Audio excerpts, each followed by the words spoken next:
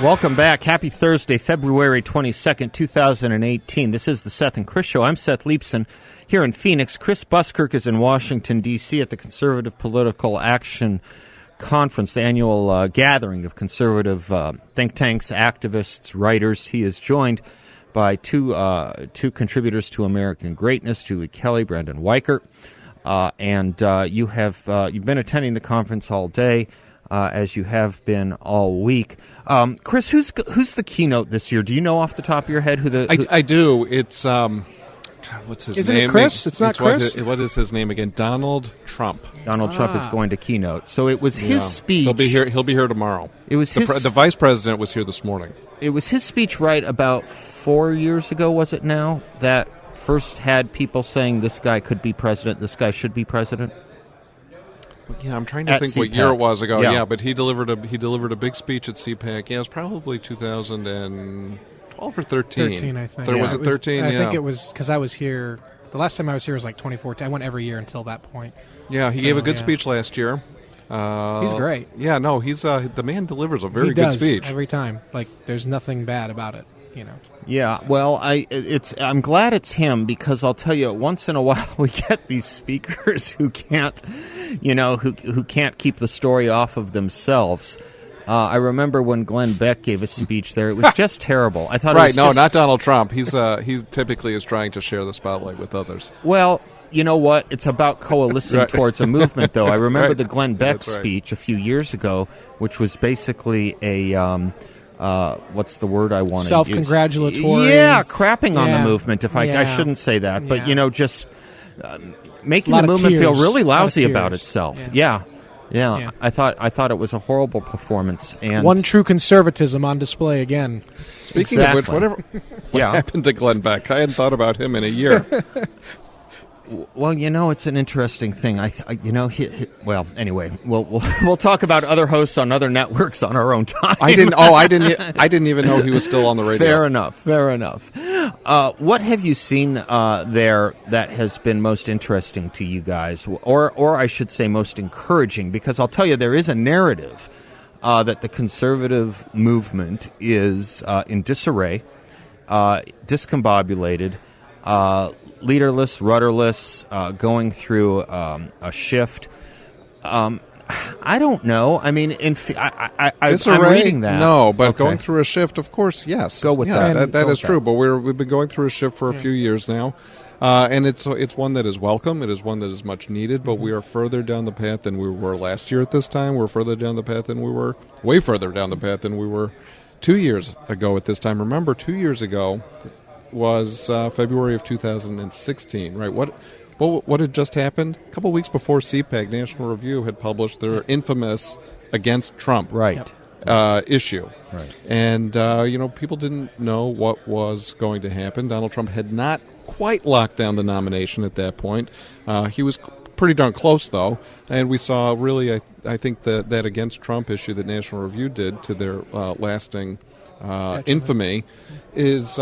was one of the things that said, okay, we're actually in the midst of a reformation, or a potential reformation of American politics that is starting on the right, and that's we wrote about it in the book, Seth. But this is something that is continuing to go on. Donald Trump has facilitated that. He's been in part responsible for it, but he's given people, number one, the venue, the opportunity to think through some of these issues that we hadn't thought through for a long time, and also to realign the elected leadership of the Republican Party with the base. There was a bigger disconnect than people thought on issues like immigration, on trade, on foreign wars, on all of these things, and that rethink is continuing apace.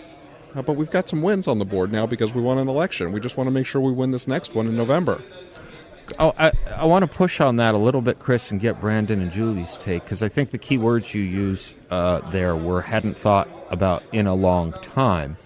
One of the theses, one of the points of our book, is that it's not a new conservatism. It's a revolution in the best sense of the word, of going back to traditional modern American conservatism. We pointed to where the Trump movement was basically a reposting and an updating, but a call back to that which we were founded on in the 50s and 60s, no?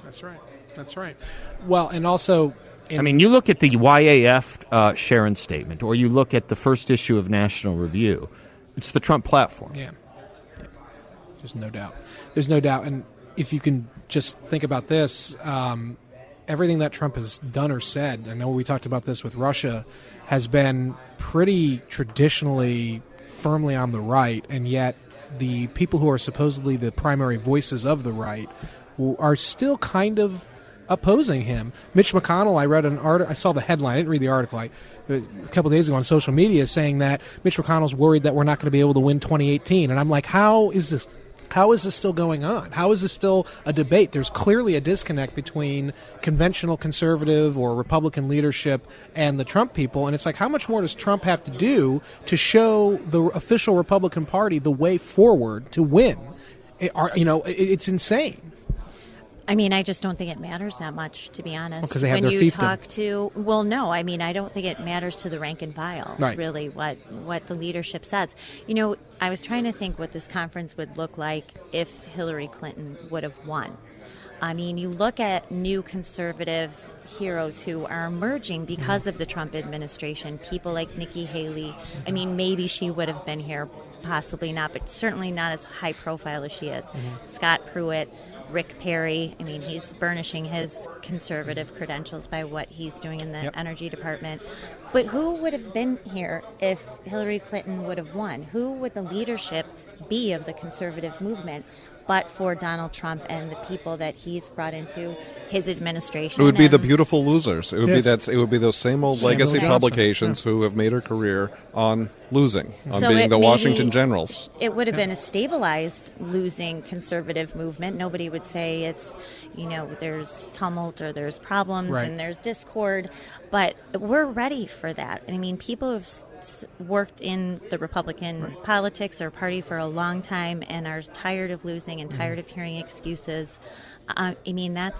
That is what the conservative so-called movement is now. Let me pause you on that point, lady and gentlemen, because while I think that's eminently true, so many of us that had certain problems with Donald Trump during the campaign, outside of what he was doing policy-wise, we were saying, okay, but there is a country to save here.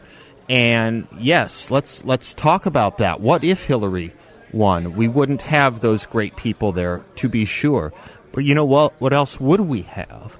We would have more illegal immigration. We would have more appeasement to rogue regimes. We would have a doubling down of the leftist judiciary. We have now recovered something like 50 seats on the federal bench, which is incredible. People say Neil Gorsuch, and he's the top. And yes, great to celebrate. Don't forget those 50 other appointments through the federal benches that Donald Trump has more appointed. coming, by the way. And There's more another, coming. There's another sort of 75-ish that are in process. That's right. So all of this goes south. Great, yes, for the conservative movement, but better yet for the country. I don't know if this country could have survived another 4 years, much less 8 years, given the tendency to reelect presidents, of an Obama administration, which just now we are realizing the enormity of when it comes to things like Russian appeasement and China appeasement and isolation of traditional allies and rogue behavior at the Department of Justice. It's now just coming out. Yeah, right. Worse than appeasement of rogue regimes, right? Right. Is the fact that what we found out is that the Obama administration had turned the federal law enforcement agencies against its political opponents. Yes. And that would have been further institutionalized and ingrained under Hillary. Can you imagine the Clintons picking up where the Obamas left off and turning Sidney the federal Blumenthal would be government communications director. Probably. against, Probably. or FBI director. Right. Well, we probably would have still had Jim Comey. Worse enough. Bad enough, right? Yeah. I also asked Seth where we are in comparison to, say, again, my old bugaboo, China. Right. Hold that. Yeah, Every time we get to China, we go to a break, and I know. that's not deliberate, but it is huge and important. So we'll give you the opportunity to open up full-throatedly on it, Brandon, on the other side, because I'm with you. China is the 800-pound gorilla that has just no one has wanted to address and needs to be addressed. You're the right guy to do it. We'll be right back here on the Seth and Chris Show with Brandon Weichert, Julie Kelly, Chris Buskirk, and myself. Welcome back to the Seth and Chris Show. I'm Seth Leibson here in Phoenix. Chris Buskirk is in Washington with Brandon Weichert and Julie Kelly. Brandon, right before the break, we were talking about what Donald Trump has been willing to roll up his sleeves on and take on. It is not small ball, and one of those is China, and I wanted to let you open up a little bit on that. I'm really interested in is analyzing what we would call strategic cultures. And one of the things I try to, look at things in an unorthodox way. And so one of the things that I love looking at is how does our culture, how does our society compete well against, say, China's? And so we look at the educational realm, and something that I know Chris and I have talked about on the radio, maybe with you as well, is that if you look at how China is educating their next generation, they are eating our lunch in the way that they're rearing their children. And I was talking with, I think it was Ned Ryan's comms guy, and we were talking about, just a little vignette. The last Star Wars movie was a very social justice, pro-feminist laden film, and it did relatively poorly in China, and largely because of the non-traditional gender role that the lead character had. And so it's really interesting looking at kind of how China, although it's a communist system technically, it's very super traditional, and what they are gearing their children to study, science, tech, engineering, math, the way that they teach them, it's very competitive. And you look at how we're doing things here, particularly at the educational level for our young people, and we're going in reverse. It's I'm okay, you're okay mentality. It's a very morally relativistic mentality, and you don't see that in China, which is ironic, again, because it's a communist system. And that all translates not just in terms of educational scores, but how China operates on the world stage, how they engage strategically with their friends and adversaries, in which we tend to be both at the same time. And then you look at how we operate, and it's in a very kind of strategic dissonance is what I call it. We have a strategically dissonant view of the world. We don't know what we're doing, and I think that largely has to do with how the political culture and the strategic culture of America has been warped by toxic liberalism. Brandon, I think about this sometimes as, the analogy I sometimes use is when I look at this last, 30-ish, 40 years, whatever, in this country, as being, trust fund kids spending the wealth that their parents and grandparents accumulated for them. Another way to think of it, tell me what you think about this. Julie, I would like to know what you think, too. There's a sort of civilizational or cultural exhaustion, right? From the West. In the West. That needs to be refreshed. Yeah. I think nationalist populism is one way to do it. I do. I really do. I don't know, Julie, maybe you want to jump in on this? I'm not really sure. What do you mean? There's a lack of, I think, there's a certain lack of energy. There's so much navel gazing, in this country, but in the West in general. You look in Western Europe, for example. This is symptomatic of it. Western Europe is committing suicide because they don't reproduce. And then they let everybody in from the Middle East. Right. They're actually committing cultural suicide by not producing another generation. Yeah.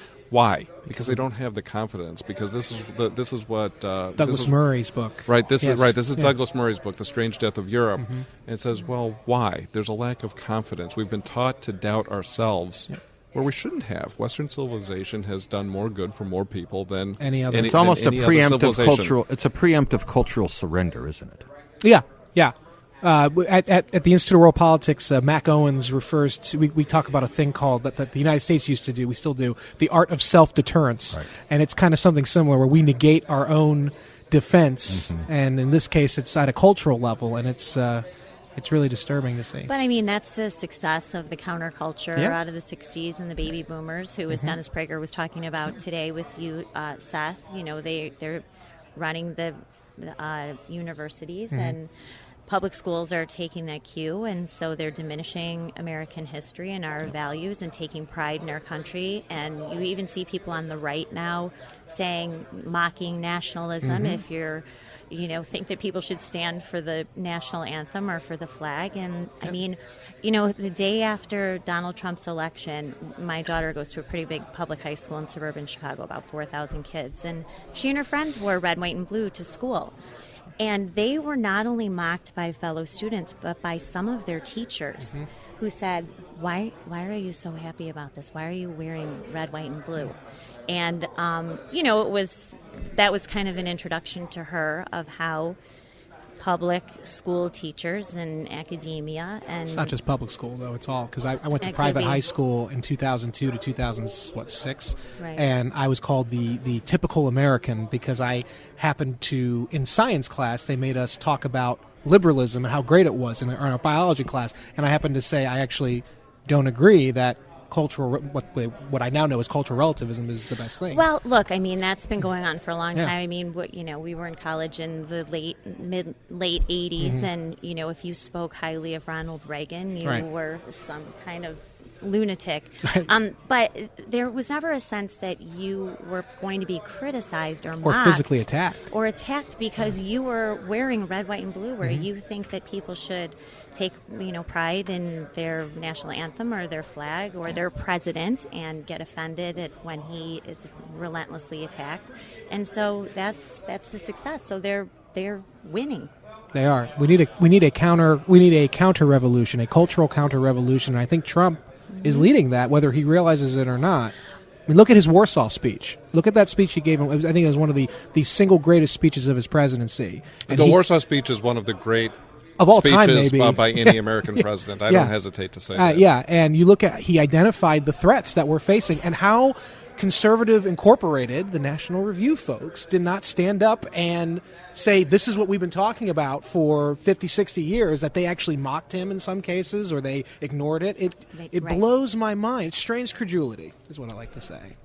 Well, that's why I don't think you can really underestimate or undervalue what's happening with the media. And I think that Donald Trump confronting the media, taking them on, calling out their lies and their anti-American propaganda, which we saw on full display last weekend when you had the entire media fawning over Kim Jong-un's sister. It's pathetic. And diminishing our own vice president. I mean, he's laid bare this whole, and that's the root of it. That's the media fuels all of this, and then it spreads. And this gets back to the CNN discussion, the question of should we be going into these bastions of leftism? And I actually, whereas a few years ago I worked on the Hill, so I was all about going and presenting, raising the flag. I actually am of the mind that no, maybe we should be ostracizing the quote-unquote mainstream media and letting the world know that this is not a legitimate exercise anymore, that if you're going to be partisans, we're not going to go into those lions' dens. We're going to go to our own people. That's right. You need to have at least some form of goodwill, and we'll create our own forums for that. Listen, I want to thank you guys,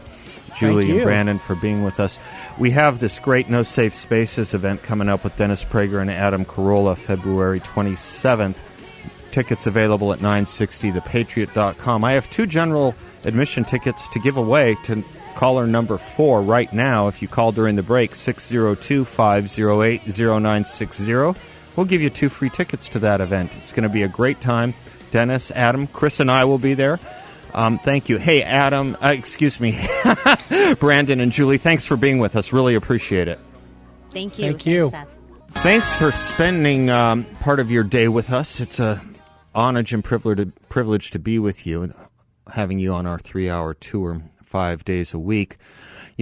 Thinking about the show, the No Safe Spaces event coming up, the things Dennis Prager was talking about, what Chris and the crew were talking about back at the CPAC conference, it's increasingly the case, it seems to me, that things that never should have needed defense, nonprofits, spokesmen, publicity campaigns, are now in great need of defense. I'm talking about the First Amendment. I'm talking about the Second Amendment. I'm talking about the Fourth and Fifth Amendment. I'm talking about the Constitution.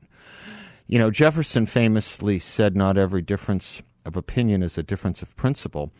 And we're unfortunately at a place in American politics and history today where that may be cast into doubt.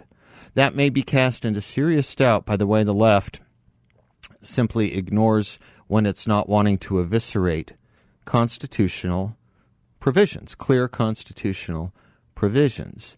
And when someone speaks up for them, that those people speaking up for them require security guards to escape a mob of violence. I truly do fear for the place we are in our not just politics and not just history, but our rhetoric. You can't have any of those three things without the other two, and they're falling pretty far and pretty fast. I am looking for some responsible liberals, leftists, and Democrats to stand up and say enough is enough. We're going to follow not only the Constitution, but we're not going to resort to the threat of violence via a heckler's veto anymore. This is a constitutional republic based on rhetoric and dialogue, and that's what we're going to recommit to. We try to do it here every day. We thank you for joining us. Until tomorrow, class dismissed.